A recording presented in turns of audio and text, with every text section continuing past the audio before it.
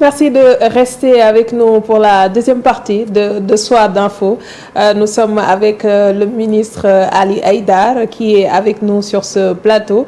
Il est le directeur général de l'Agence sénégalaise pour la reforestation de la Grande Muraille Verte. Bonsoir, monsieur le ministre. Merci d'être là. On vous a attendu après plusieurs minutes de retard, mais merci quand même d'être là. Oui, j'étais en train de pousser mon taxi. Donc, avec la circulation, et je suis désolé parce que c'est pas normal d'arriver en retard. Merci beaucoup. Au début de l'émission, on était en train de souligner un fait. Vous êtes sénégalais, mais vous êtes également libanais. Et aujourd'hui, on est en train de vivre une situation tragique au Liban, avec les explosions qui ont été notées non loin du port et qui ont occasionné, de nombreux morts et des milliers de blessés. Comment aujourd'hui vous vivez cet épisode tragique? Oui, vous avez parfaitement raison, c'est terrible. Parce que juste avant, le peuple libanais était dans de grandes difficultés politiques, après dans de grandes difficultés financières à cause de la chute de la monnaie. Enfin, avec le Covid, le corona que le monde a connu, et ensuite cette explosion qui vient couronner le tout, c'est vraiment terrible. Et je profite de l'occasion pour présenter mes condoléances à tout le peuple libanais, à son Excellence l'ambassadeur du Liban au Sénégal et au président de la République Macky Sall, au nom du peuple sénégalais, pour témoigner de notre compassion, de notre solidarité au peuple libanais. Vous avez de la famille là-bas? Est-ce que vous avez des nouvelles? Oui, régulièrement, on ne cesse de communiquer avec eux parce que j'ai mon oncle, le frère à mon père, qui est très âgé, qui heureusement pour nous était au village, donc assez éloigné de la capitale, une tante et des cousins. Donc, mais sinon, l'essentiel de la famille proche est en Afrique, au Sénégal particulièrement. Mais c'est quand même, quand on voit ces images, on est en droit de se poser des questions. Vraiment, une explosion d'une telle ampleur qui a soufflé presque tout le port. C'est terrible. Et les Libanais sont dans de grandes souffrances. Vraiment, je tiens à le dire. Ce n'est pas... tout le monde se souvient de ces grandes périodes de guerre qu'a traversé ce pays avec ses voisins. Pourtant, il n'y a jamais eu de famine, il n'y a jamais eu de couverture sociale particulière. Dans le Liban, il y a près d'1,5 million de Palestiniens, des frères à nous qui sont des réfugiés, et pourtant nous le supportons. Et aujourd'hui, ce drame leur arrive. En plus, vraiment, il faut beaucoup de solidarité, il faut beaucoup de courage pour dépasser cela. Et beaucoup de foi, bien sûr, croire en Dieu. Vous êtes écologiste, quand vous entendez aujourd'hui qu'une grande quantité de nitrate d'ammonium a été stockée quelque part et que peut-être bien c'est cela qui a occasionné ces explosions-là, quel est le sentiment qui vous anime? Bon, je vais rester très prudent. C'est vrai qu'il y a du nitrate, donc il y a du nitrate de potassium, que c'est hautement inflammable sur certaines conditions de température. Mais bon, je vais rester quand même prudent parce que on a des voisins qui sont belliqueux et qui le montrent souvent. Ce qui veut dire que vous doutez de cette info-là? Ah, complètement. Mais c'est le Premier ministre qui l'a annoncé. Le Premier ministre qui l'a annoncé. Oui, le Premier ministre, il a annoncé qu'il y avait un stock de 2000. Ah, mais tout à fait. Voilà, au niveau du port qui est stocké depuis 6 mois. Oui, on est d'accord qu'il y a un stock qui est stocké là, de nitrate, qui est là depuis 6 mois. Je connais bien le nitrate. Moi, dans les années 85, j'ai lutté contre des gens qui utilisaient le nitrate pour fabriquer des explosifs pour pêcher. Ici au Sénégal. Donc je connais bien le nitrate. C'est un engrais, tout le monde l'utilise comme engrais, stocké dans certaines conditions de température, à côté d'une usine qui fabrique des feux d'artifice, soi-disant. Cela peut créer... Mais moi je reste prudent. Je vous dis, je reste prudent, parce que, bon, on ne sait pas ce qui va sortir, pas maintenant, mais... Pourtant, Israël dit qu'il n'a rien à se reprocher par rapport à ce qui s'est passé et qu'ils sont même prêts à envoyer de l'aide C'est Liban. formidable. Mais est-ce que l'Angleterre a dit on n'est pas responsable? Est-ce que la France a dit on n'est pas responsable? Tiens, bizarrement, Israël dit on n'est pas responsable. Mais il n'y a aucun autre pays qui a dit on n'est pas responsable. Pourquoi Israël dit on n'est pas responsable? Parce qu'ils ont besoin de justifier qu'ils ne sont pas responsables. Pourquoi est-ce qu'ils ont besoin de justifier qu'ils ne sont pas responsables? C'est bien parce que souvent ils sont responsables. Autre chose, c'est que ce fait nous rappelle, même si ce n'est pas la même proportion, à bien des égards, ce qui s'est passé ici en 92 avec la Sonacos.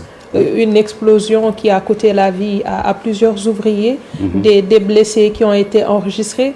Entre-temps, on a le ministre de l'Environnement, Abdou Karim Sall. Quand il est arrivé, il a fait un tour au niveau des ICS Saint-Chim de Thiaroye en disant qu'il y a un stock de 500 tonnes de déchets toxiques qui devaient être détruits, mais que le Sénégal n'avait pas le dispositif nécessaire pour le faire. J'ai envie de dire, qu'est-ce qu'on a appris de ce qui s'est passé de Sonacos? Bon, vous savez, lutter contre la pollution nécessite beaucoup de compétences, de connaissances et de moyens financiers. J'ai presque envie de dire que, malheureusement, hein, je suis presque désolé de le dire, mais si vous allez le vendredi au niveau du terminal que les ICS évacuent au niveau de la côte nord, ils déversent là-bas des produits hautement toxiques dans l'océan quasiment tous les vendredis. Donc, pourquoi? Parce qu'ils ne peuvent pas le traiter. Pourtant, c'est une usine privée qui exporte ces produits, qui donc génère des revenus et qui nous laisse à nous la pollution. Est-ce que c'est normal? Non, ce n'est pas normal. Est-ce que ce qui se passe dans le monde aujourd'hui avec le Covid est normal? Non, ce n'est pas normal. Le Covid n'est qu'une conséquence de la déforestation parce que les animaux qui vivent en harmonie dans la forêt et qui sont porteurs sains des virus sont obligés de sortir de la forêt parce qu'il n'y a plus de forêt. On a tout coupé. Alors ils sont en contact avec nous, ils nous transmettent des virus. Le sida est venu du singe, le Covid est venu du pangolin. Et qu'est-ce qui est normal, madame? Oui, mais qu'est-ce qu'on fait pour que ce genre de catastrophe n'arrive pas? Il y a également des responsabilités de part et d'autre. Est-ce que ces responsabilités-là ont été bien engagées pour qu'on n'en arrive pas à ce genre de drame? Bon, dans certains cas, je peux répondre oui. Dans d'autres, hélas, non. Donc, il faut mesurer le pour et le contre et essayer. Ce matin, j'étais dans un magasin pour chercher un couteau. Et c'est un magasin qui vend des armes. Et je lui dis, mais vous n'allez pas arrêter de vendre des munitions. On vend 2 millions de munitions d'armes de chasse par année au Sénégal. 2 millions. Les chasseurs disent on touche les cibles à 52%. Vous enlevez 52% de 2 millions, ça veut dire qu'on tue 1 million d'animaux tous les ans. Quand même. Est-ce que c'est normal? Il n'y a rien, il n'y a pas grand-chose qui est normal dans ce monde. C'est qu'est-ce qu'on veut, nous, qui soit normal, et qu'on dort avec des images, qu'on dit c'est normal, mais en réalité, il n'y a pas grand-chose qui est normal. Hein. Le monde va mal. Ce n'est pas le Sénégal, ce n'est pas l'Amérique. Le monde, en ce moment, est pris en otage par un système financier qui le gangrène et qui le presse et qui, malheureusement, l'amène à sa fin. Parce que le monde va vers sa fin. Hein. Il y a le président français qui est attendu demain au Liban. Qu'est-ce qu'on peut attendre de cette visite-là? Bon, c'est très généreux de sa part et vraiment c'est un acte de solidarité important que le président, juste après, aille les voir. Le Liban, je le rappelle, était sous protectorat français. C'est normal. Mais avant ça, le ministre, je crois, des Affaires étrangères était là-bas. Il n'a pas tiré grand-chose parce que, hélas, ils font tous ce que l'Amérique dit. Et l'Amérique dit, par exemple, le Hezbollah, ce sont des terroristes. Voilà. Donc, à partir de là, le Hezbollah doit être terroriste. Donc, pourtant, il y a 20 ans, l'Amérique disait Nelson Mandela est un terroriste. Donc, aujourd'hui, Nelson Mandela est une icône mondialement connue. Il n'est plus terroriste. Mais il y a 20 ans, il était catalogué terroriste. Bon, donc, vous voyez, le monde, il est bizarre. Et qu'est-ce qu'on peut dire aujourd'hui par rapport à ce que je disais tout à l'heure, les cas qui qui font les gens, on peut dire, dans le pays par rapport à certains risques potentiels qui peuvent arriver. Je parlais tout à l'heure de Senchi, mais il y a les pipelines de la SAR, on a le collecteur Anfan. Il y a beaucoup de choses ou de points aujourd'hui qui peuvent être de potentiels risques ou d'éventuels risques par rapport à la population. On nous annonce tantôt des mesures où des délocalisations sont prévues. Est-ce qu'aujourd'hui, il ne faudrait pas que si c'est pour les usines, qu'on puisse ne pas autoriser les populations à vivre aux alentours, ou qu'on puisse aujourd'hui délocaliser ces infrastructures ou ces usines-là dans un autre site? C'est sûr que si on prend la capitale, Dakar, l'industrie s'est développée dans les années 70. Dans la périphérie de Dakar, à l'époque, il n'y avait pas beaucoup de population. Donc l'industrie s'est développée dans la baie entre Yara et Rufisque-Bargny, par là. Industrie, la Sénélec, industrie chimique du Sénégal, les savonneries, toutes les industries se sont développées dans cette baie-là. Et les populations, Dakar grandissant, sont venues envelopper ces populations, ces usines. Bien sûr, ce n'est pas une chose qui est normale parce qu'une usine, c'est forcément dangereux. Vous avez dit la Sonacost, dans les années 92, il y a eu beaucoup de morts d'hommes. Ça aurait pu être beaucoup, beaucoup plus grave. Les pipes de la SAR, oui, bon, mais seulement, c'est sûr qu'il faut délocaliser tout cela. Je crois que l'État est en train de s'y atteler, puisque maintenant, de plus en plus, on va vers Diamniadio. Donc l'administration se déplace vers Diamniadio. Beaucoup de populations se déplacent entre Dakar et Mbour, surtout avec l'ouverture de ces autoroutes à péage qui permettent de circuler. Comment éviter les erreurs qu'on a enregistrées à Dakar? Non, mais ça demande beaucoup de temps de déplacer toutes ces industries qui se sont installées là, avant les populations. Non, je parle de la nouvelle ville de Diamniadio. Oui? Comment faire aujourd'hui pour éviter les erreurs qu'on a enregistrées à Dakar? Oui, tout à fait. Il faut vraiment penser à cela. Penser à des espaces verts, penser à toutes ces erreurs, mais je pense que chaque État, chaque civilisation et chaque pays tend vers cela, mais cela prend du temps. Je pense que nous tendons aussi vers cela, vers cette amélioration. Maintenant, aujourd'hui, quand il y a la pluie, la météo nous donne à peu près précisément. Quand la mer va s'agiter, les pêcheurs le savent, précisément à peu près. Mais vraiment, c'est de manière précise. On nous signale que l'air va être pollué parce qu'on attend des vents de sable. C'est à peu près précis. Tout ça, il y a simplement 10 ans, on ne l'avait pas. Donc on progresse avec le monde, on va dans le bon sens. Mais ce que Aram dit, c'est que si on ne prend pas les devants, on peut être amené à gérer peut-être des catastrophes. Parce que quand on prend par exemple le collecteur de Anne, on avait dit à un moment donné qu'on allait déplacer les populations. Il y a eu un moment, le préfet même avait pris des mesures et on avait commencé à le faire. Mais après, cher ami, regardez le temps qu'il a fallu pour déplacer Sandaga. Aujourd'hui, on l'a cassé. Ouais. Ça prend du temps, mais on y arrive. Ouais, mais le collecteur, oui. Il y a des gens, il y a des populations qui vivent dessus. Et il y a quand même du gaz qui est dessus. Voilà. Il y a même des gens qui percent les tuyaux pour piquer l'essence, le carburant. C'est ça. Si on ne prend pas les devants, est-ce qu'on ne serait pas amené à... On ne le souhaite pas. Oui, bien sûr. Voilà, on espère que ça n'arrivera jamais. Mais c'est sûr qu'il faut plus d'autorité, il faut plus de présence sur les sites. Et puis, il ne faut surtout pas permettre des habitations, parce que Dakar est une presqu'île enveloppée par la mer. On ne peut pas pousser indéfiniment, parce que... Mais toute la sous-région vient à Dakar parce que ce n'est plus la capitale du Sénégal, Dakar. C'est la capitale sous-régionale. C'est la capitale sous-régionale. Donc, le Sénégal est en train de devenir un hub parce que toute la sous-région est là. Alors, donc, c'est normal que les espaces soient recherchés. Hélas, il faut amener à sortir de la presqu'île. Il faut aller vers l'intérieur du pays et développer la capitale par là. Et c'est ce que l'État est en train de faire, je crois. Ok. Pour revenir un peu sur le Liban, vous l'avez dit tout à l'heure, parce que le Liban était traversé par deux crises. Il y avait une crise économique, mais il y avait également une crise sanitaire avec le Covid-19. Et cette affaire-là est venue compliquer tout. Est-ce qu'on peut espérer que le Liban puisse s'en sortir le plus rapidement possible avec ce qui vient de se passer? Enfin, je l'espère de tout mon cœur, mais vous savez, c'est très, très... Ça va être difficile, oui. Parce qu'il y a beaucoup d'ethnies, chacun veut sa part dans la vie politique, chacun veut ses droits, défendre ses droits. Vous avez vu les avant les guerres civiles qu'il y a eu, qui ont eu enfin la guerre civile s'est arrêtée parce qu'on avait établi des règles, un consensus autour de règles de gestion politique entre l'Assemblée, les ministères, la présidence. Bon, c'est peut-être cela qu'il faut réfléchir à nouveau pour remettre ça sur de nouvelles rails.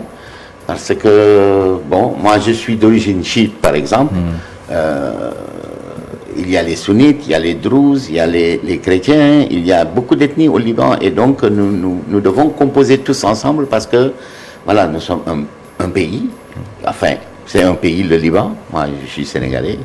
Quand je dis nous sommes un pays, je suis d'origine libanaise. Et j'espère que ça va s'améliorer. Autre chose, Daouda, si possible, on a l'avancée du désert avec la déforestation notée dans certaines zones du Sénégal. À côté, l'État qui continue à octroyer des contrats d'exploitation à des sociétés de ressources minières et autres.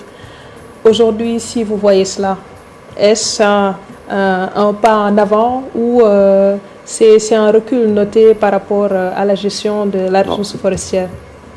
Honnêtement, je vois deux choses différentes. L'avancée du désert, c'est une conséquence de beaucoup de phénomènes. La coupe abusive, bien sûr, puisque dans les années 50 simplement, donc cela fait à peu près 100 ans, Matam était une forêt. Il y avait des lions, il y avait des éléphants. Est-ce que si on vous dit ça, vous pouvez le croire? C'était une forêt. Donc, depuis le barrage de Manantali, on a coupé l'arrivée d'eau dans les vallées fossiles. Et cela s'est asséché. Les forêts se sont adaptées, mais asséchées. Et la coupe abusive, le charbonnage intensif a fait que tout cela a reculé. Et bien sûr, cela a permis au désert, qui est au nord, à la fois à l'est par le Mali, au nord par la Mauritanie, d'entrer dans notre pays. Et aujourd'hui, notre frontière avec la Mauritanie, à Matam, à Ndioum, tout cela, c'est le désert déjà.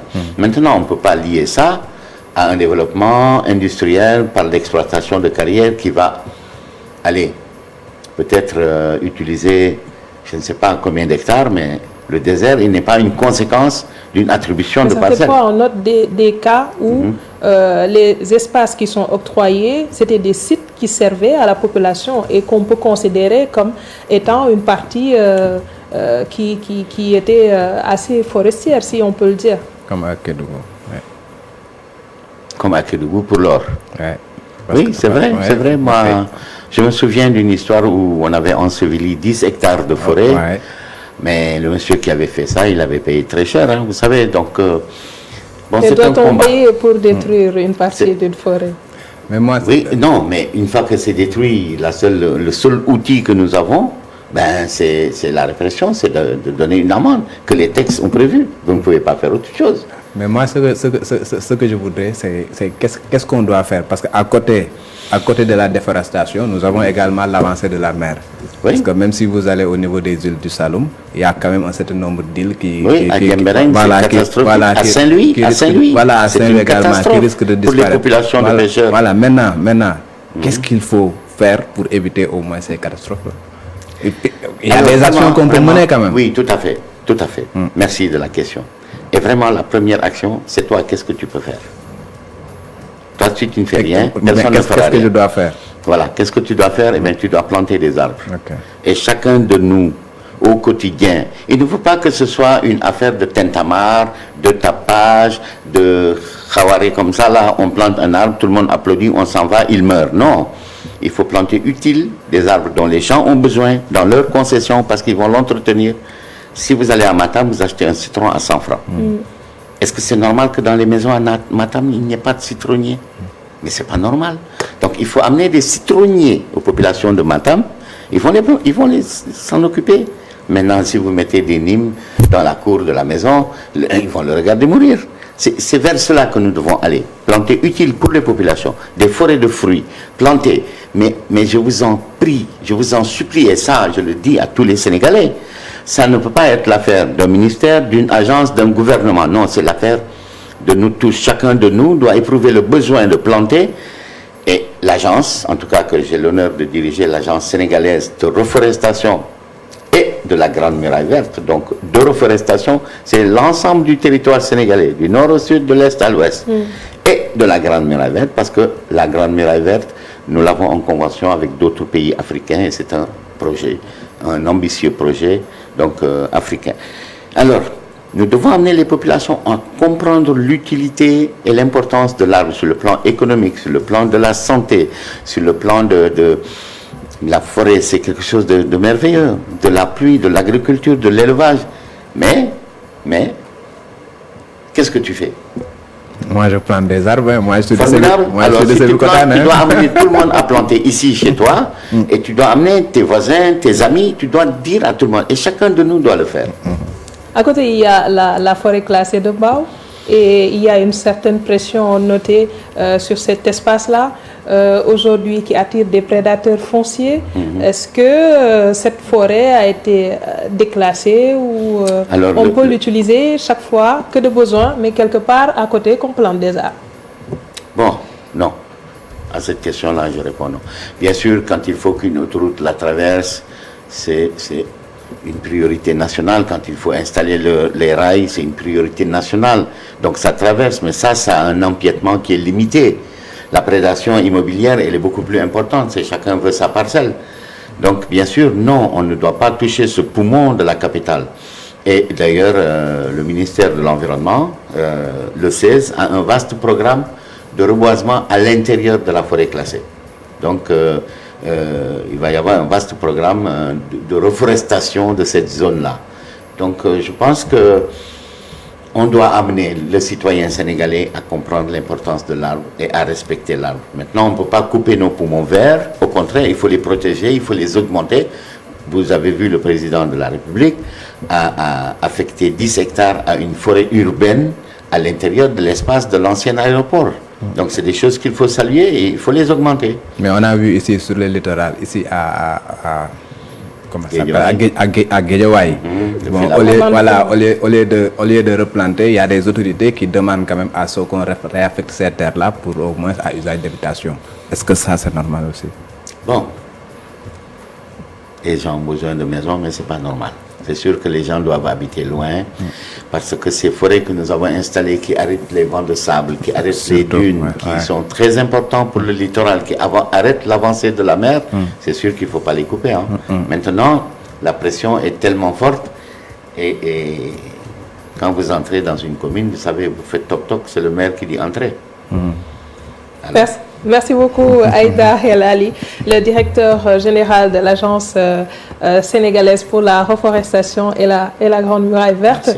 Merci également à Daouda Mine et à vous qui nous suivez de partout. On se retrouve demain à la même heure. Passez d'excellents mois en compagnie d'un programme.